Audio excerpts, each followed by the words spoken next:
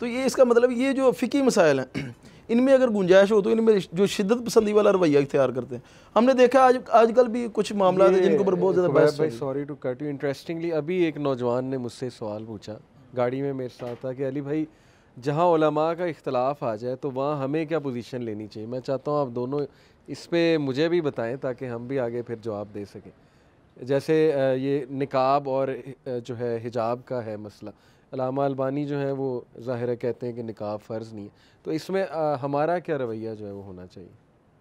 हाफ़िज़ साहब आप दें फिर मैं दूँगा। जी देखें, उसमें एक आमी का रवैया तो यही होना चाहिए कि जिस आलम दीन के इल्म पे और उसके अखलास पे और उसके तदय्युन यानी तक़वा पे आपको एतमाद है, यानी उसकी इल्मी सलाहियत और उसकी अखलाकी जो उसके ऊपर आपको एतमाद है, तो आप उसको फॉलो करें, उसकी इत्तिबा करें। आमी के लिए तो यही हुक्म है। तो बाकी जो बंदा जिसने इल्म का इतना दीन का इल्म हासिल कर लिया, जैसे हमारे यहाँ कोई फ़ाजिल दरस खैर सारे फ़ाजिल दरस निज़ामी एक जैसे नहीं होते, जैसे सारे मास्टर्स एक जैसे नहीं हैं। जिसने मास्टर्स किया इंग्लिश में तो ज़ाहिर बात है ज़रूरी नहीं उसको अंग्रेज़ी आती हो। इस तरह जिसके पास दरस निज़ामी की सनद है ज़रूरी नहीं कि वो कॉम्पिटेंट भी हो या हम उसको आलमी दीन कहें भी या टाइटल उसका दें। लेकिन बहरहाल जो आलमी दीन है सही मानों में है, मतलब उसने उस निसाब को अच्छे से पढ़ा है, हज़म किया है, तो वो फिर तरजीह कायम कर सकता है उलमा की आराम वो तरजीह कायम कर सकता है।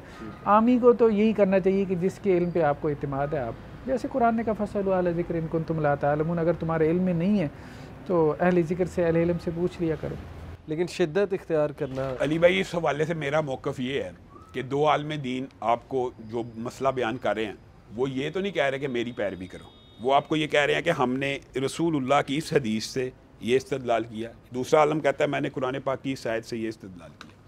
असूली तौर पे शरन भी यही मौक़िफ़ है और यही सहाबा का मनहज है कि जब दो सहाबा का भी इख्तलाफ हुआ, अगर सहाबा का भी इख्तलाफ हुआ तो किसी ने ये नहीं कहा कि दोनों की मान लो, बल्कि ये फ़ैसला किया गया कि किसकी राय हदीस नस और वही के करीब तारा। बिल्कुल सही। आम इंसान का भी हम ये समझते हैं, ये जो ज़ुबैर भाई ने बात की ये भी दुरुस्त है अपनी हद तक। एक आदमी है उसका इल्म ही नहीं, वो दलाइल को परख ही नहीं सकता, वो दलाइल तक पहुंच ही नहीं सकता, तो वो किसी भी आलम को अगर वो समझता कि ये अल्लाह के करीब करने वाला है और वाकई अपने लिल्लाहियत और इखलास से फतवा दे रहा है, उसकी वो बात मान सकता है। लेकिन आम इंसान भी, अब इल्म तो बहुत फैल चुका है, आम इंसान भी ये ज़रूर जज कर सकता है कि इमाम अलबानी ने इसका क्या नस किस बुनियाद के ऊपर ये फतवा दी। सही। तो जब ये बात आ जाए ना तो फिर हमेशा पैरवी किसकी होगी? दलील की। और इसकी दलाइल सहाबा की ज़िंदगी में इतने मुतअद्दद हैं कि आप हैरान रह जाएंगे कि सहाबा आपस में इख्तलाफ करते हैं। सही। और जब भी इख्तलाफ होता है तो किसकी तरफ बात को फेर दिया जाता है? रसूलुल्लाह सल्लल्लाहु अलैहि वसल्लम की हदीस आई है तो किसी सहाबी ने आके ये नहीं कहा कि मैं रसूलुल्लाह सल्लल्लाहु अलैहि वसल्लम की हदीस के बाद भी अपने फतवे के ऊपर कायम रहता हूँ। हज़रत उमर ने बेशुमार, हज़रत उमर की ज़िंदगी में 20 से ज़ायद ऐसे फतवे हैं कि जिनके ऊपर उन्होंने अपनी ज़िंदगी में रुजू किया। किस वजह से? कि रसूलुल्लाह सल्लल्लाहु अलैहि वसल्लम की हदीस पहुँच गई। हज़रत उमर के दौर में हज़रत उमर ने फतवा दिया अपनी अकल फ़हम फ़रासत से। जी जी। अब ये देखिए, उन्होंने फतवा दिया कि जो 5 उंगलियाँ ना उनकी जो दियत है रसूलुल्लाह सल्लल्लाहु अलैहि वसल्लम के हाथ कट जाए तो इसकी दियत है 50 ऊँटों की। उन्होंने इस हाथ के कटने की दियत अपनी अकल फ़हम से तकसीम कर दी। अंगूठे की इतनी दियत होनी चाहिए, अंगूठा मजबूत है, 7 वाली उंगली की इतनी होनी चाहिए, 7 वाली। अब औफ बिन मालिक को ये बात पहुंची तो वो मिस्र से चल पड़े और हज़रत उमर के पास आके कहा आपने अंगूठे की दियत बढ़ाई क्यों है, इस वाली उंगली कम क्यों की, छोटी उंगली की आपने 6 कर दी है, कैसे हो सकता है? उन्होंने कहा कुव्वत और ताकत में अंगूठा ज़्यादा था, इसकी मैंने ज़्यादा रख दी, ये छोटी उंगली कम ताकतवर थी, मैंने इसकी 6 रख दी। तो उसने कहा मैंने रसूलुल्लाह सल्लल्लाहु अलैहि वसल्लम से ये हदीस सुनी इसी मदीना के अंदर कि अला अन्नल असाबिया फी दियतिन सबा, कि 5 उंगलियां दियत में बराबर हैं, कुव्वत और ताकत में बराबर तो नहीं है। अंगूठा बहरहाल मजबूत है बाकी उंगलियों से। तो हज़रत उमर अड़ गए। हज़रत उमर ने कहा कि पूरे का पूरा मेरा आर्डीनेंस फतवा लिखो और उसके नीचे हदीस लिखो औफ बिन मालिक की सनद से मुझ तक पहुंची है, और नीचे ये लिखो कि उमर के फतवे को मनसूख किया जाता है और औफ बिन मालिक ने जो हदीस बयान किया रसूलुल्लाह के फतवे को जारी किया जाता है। बुनियादी तौर पे आमियों का भी ये रवैया होना चाहिए कि जब हदीस पहुंच जाए। अच्छा, फिर दूसरी बात जो आपने सवाल किया ना, ये इंतहाई अहम है। यही असल में मनहज का एक मसला, अगर लोगों को ये बात समझ आ जाए तो शायद बहुत ज़्यादा इस्लाह हो जाए। हम ये समझते हैं, जैसे अभी आप साहब ने कहा ये बात दुरुस्त है, आप भी कह रहे हैं इमाम अलबानी ने कहा, लेकिन इमाम अलबानी का फतवा क्या हरफ आहर है दीन में? सही। दीन और शरीयत में किसी उम्मती की राय हरफ आहर नहीं है। हज़रत उस्मान है, अपने दफ्तर में बैठे हुए हैं, उनके पास एक शख्स आया और आके कहने लगा कि मैं खेत में खड़ा था, एक आदमी आया, उसने कहा तेरे घर बच्चा पैदा हो गया। तो मेरी शादी को अभी 6 महीने गुजरे हैं, मेरे घर में कैसे बच्चा पैदा हो सकता है? सही। अब हज़रत उस्मान क्या उस्मान कुरान के कारी नहीं है, कुरान को जानने वाले नहीं हैं? हज़रत उस्मान ने गौर व फिक्र किया, मशवरा किया। ये लंबा चौड़ा वाक़या मुख्तसर करके रखता हूँ ताकि बात कंप्लीट हो। हज़रत उस्मान ने हुक्म दिया कि उस औरत को रजम कर दिया जाए। अब वो उनका ऐलान किया जाए बाज़ार में, औरत को रजम किया जाए। अब इतनी देर में ऐलान जब हुआ, हज़रत अली के कान में भी ये बात पहुँच गई। हज़रत अली आ गए और आके हज़रत उस्मान से कहा कि आपने ये फतवा दिया है और हुक्म दिया उस औरत को रजम करने का कि जिसका 6 महीने के बाद बच्चा पैदा हो गया। हज़रत उस्मान ने कहा ना तारीख में मिलता 6 महीने में बच्चा, ना हिसाब से हो सकता है, मुमकिन नहीं है। तो हज़रत अली ने कहा 6 माह का बच्चा तो कुरान पाक में है। तो क्या हज़रत उस्मान और उनके मशीरों ने किसी ने ये कहा अली को कि तू कुरान ज़्यादा जानता है उस्मान से? ये रवैया नहीं होना चाहिए, आप और मेरा भी नहीं होना चाहिए।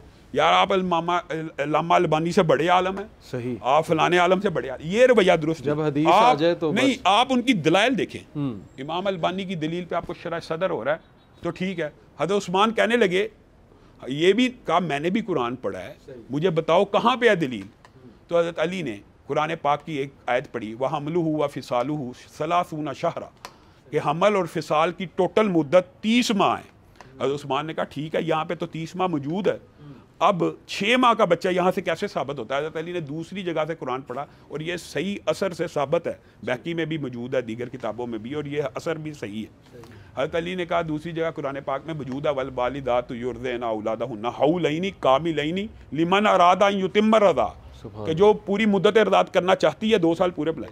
अब 30 माह में से 2 साल निकाले जाएँ 24 माह, तो 6 माह ही बचते हैं।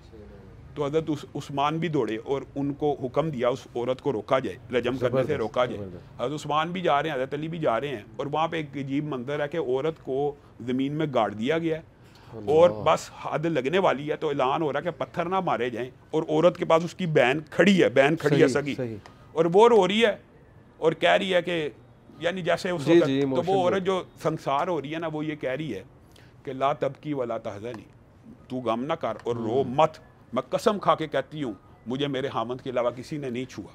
तो हज़रत उस्मान की आंखों से आंसू आ गए, कहता है ये औरत ने सच कहा।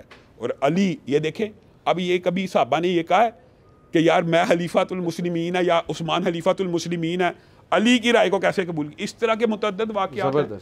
हज़रत उमर की अपनी ज़िंदगी के अंदर भी इसी मिलता जुलता एक वाक़या मुआज़ बिन जबल का, सेम इसी तरह का वाक़या है कि एक आदमी आया 2 साल बाद अपने घर और उसने आके कहा मेरी औरत कहती है कि मैं हामिला हूँ और बच्चा भी तेरा ही है। तो हज़रत उमर ने उसको भी हुक्म दिया कि इसको रजम कर दिया जाए। तो मुआज़ इब्न जबल आए और उन्होंने कहा आप किस तरह हुक्म देते हैं इसको रजम करने का? उसके पेट में एक बच्चा है। तो रसूलुल्लाह सल्लल्लाहु अलैहि वसल्लम ने मुजरम को रजम करने का हुक्म दिया, उस बच्चे का क्या कसूर है? वो बच्चा आप रजम, आपको ये इख्तियार नहीं है आप उस बच्चे को कत्ल करें। तो हज़रत उमर रुक गए। अब जब रुके, औरत के यहाँ विलादत हो गई, बच्चे की पैदाइश का इंतज़ार हो रहा था, और हदीस ये भी असर सही है, जब बच्चा पैदा हुआ तो उसके दांत भी निकल चुके थे, दांत भी निकल चुके थे, और उसके बाप ने कहा अल्लाह की कसम ये मेरा ही बच्चा है, इतनी शक्ल मिल रही थी। सुभान अल्लाह।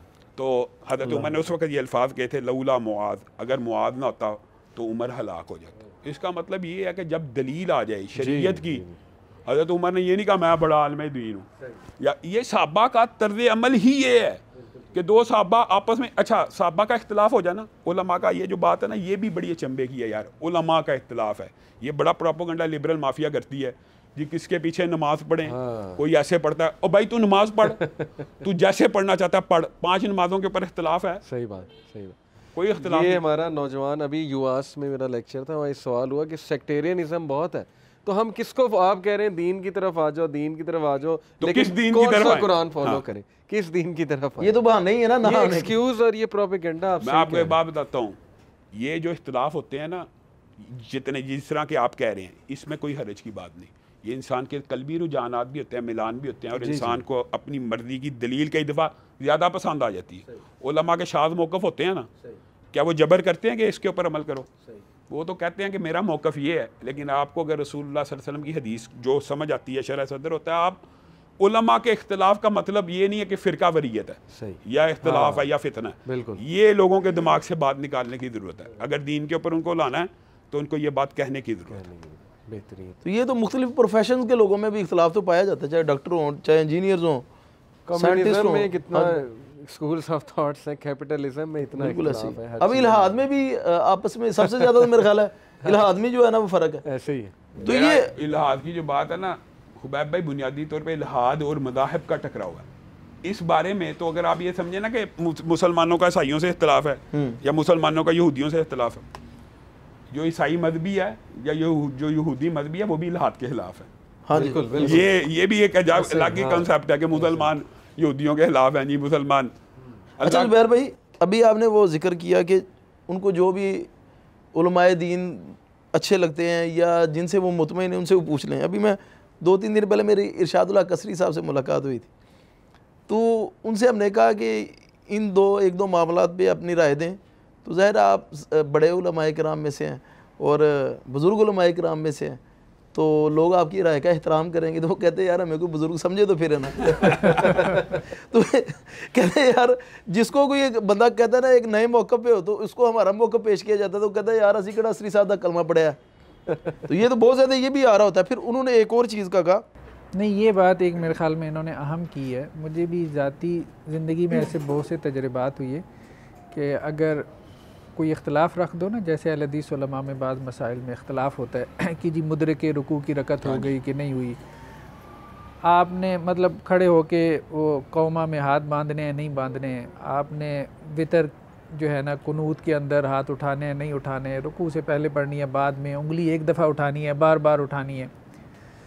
तो इसी तरह मुद्रे के रुकू की एक जो उसमें जो इख्तलाफ है, तो एक भाई से बात हो रही थी तो मैंने उन्हें कहा कि शेख बिन बाज़ का मौक़िफ़ है कि मुद्रे के रुकू की रकत हो जाती है। शेख बिन बाज़ कौन होता है? ये मेरे ख्याल में रवैया नहीं होना चाहिए। ये रवैया नहीं होना चाहिए। जिन लोगों ने अपनी ज़िंदगियाँ किताब व सुन्नत के मनहज के लिए वक्फ़ की हैं, अब देखें ना बाज़ औक़ात तो इब्न तैमिया को भी लगा जाते हैं कुछ लोग कि इब्न तैमिया कौन होता है।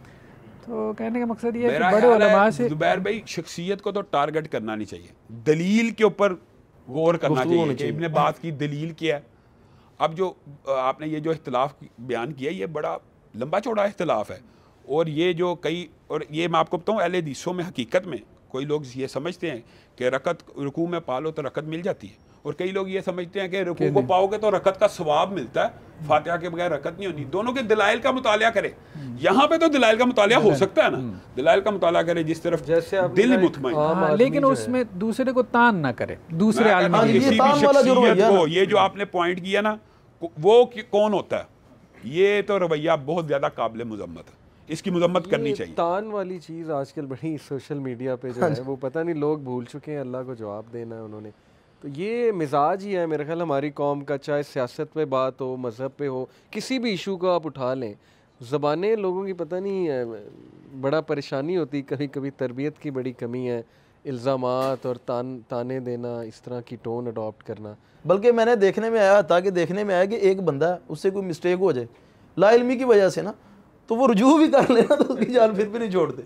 नहीं वैसे रुजू करने वाला बंदा बड़ा बनता है, हाँ जी, बड़ा उसको समझा जाता है मुआशरे में। जो बंदा रुजू करता है ना उसको बड़ा माना जाता है। ये जो अली भाई ने बात की ना तान की, आप लोग इस तानो तशनी से ना घबराएं। मैं आपको स्पेशल ये बात कह रहा हूँ कि ताने यार रसूल, ये अम्बिया की सुन्नत है, ये रसूलों को मिले हैं। नबी करीम सल्लल्लाहु अलैहि वसल्लम को अगर ताइफ में सबसे सख्त दिन, वो खुद अपने बारे में अम्मी आयशा को कहते हैं कि सबसे सख्त दिन था तो मेरी कौम मेरे पीछे पत्थर लेके भाग रही थी। तो अगर आपको कोई लोग हल्का फुल्का कह रहे हैं आप माइंड ना करें, बल्कि वेलकम करें। सही, उनको ये भी रवैया होना चाहिए कि आप उनको वेलकम करें, आप जवाब ना दें। अगर आप रद्द अमल की नफ्सियात का शिकार होंगे तो आपकी दावत को नुकसान पहुँचे। अगर आप भी मिसाल दे रहे हो, आपका शिकवा यही है ना कि लोग तानो तशरीह कर रहे हैं, तो अगर आप भी शुरू कर देंगे तो फर्क क्या रहेगा? उनके बराबर आ जाएंगे, बराबर आ जाएंगे। फिर लोग आपको कहेंगे यार फिर लड़ो आपस में, हमें क्या लगता।